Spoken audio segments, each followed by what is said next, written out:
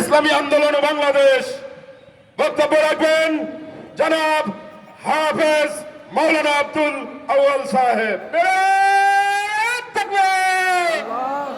নারে তাকবীর, নারে তাকবীর।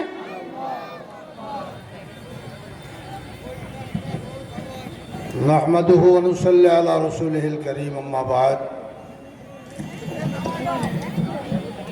জাতীয় ওলামা মাশায়েখ ও আয়েম্মা পরিষদ দিঘলিয়া উপজেলা শাখার পক্ষ থেকে আয়োজিত অধ্যকার এই বিশাল গণসমাবেশের সম্মানিত সভাপতি, প্রধান অতিথি এবং সম্মানিত ওলামা একরাম, সমমনা ইসলামী দলের নেতৃবৃন্দ, সামনে উপবিষ্ট দেশপ্রেমিক ভাইয়ের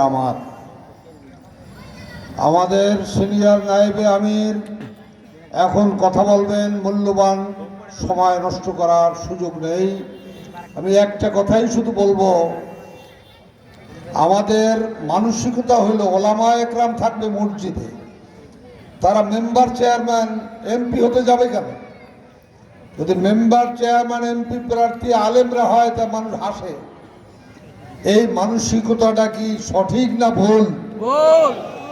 আমাদের রাসূল সাল্লাল্লাহু আলাইহি ওয়াসাল্লাম শুধু মসজিদের ইমাম ছিলেন না রাষ্ট্রেরও ইমাম ছিলেন? কাজে ওলামা একরাম যেমন মসজিদে ইমামতি করবেন তেমন সমাজেরও ইমামতি করবেন। এই মানসিকতা আমাদের পরিবর্তন করা দরকার।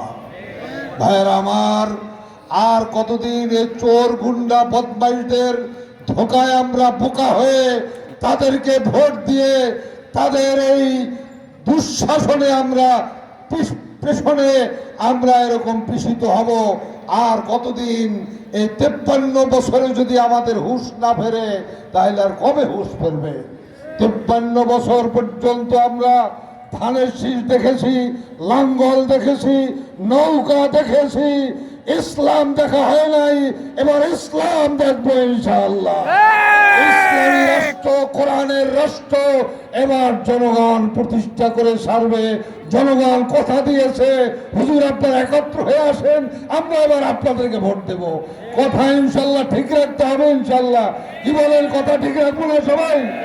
ওলামা একরাম এক হয়েছে, ওলামা একরাম মাঠে এক বাক্স দেবে, ঐক্যবদ্ধ কথা দিয়েছে।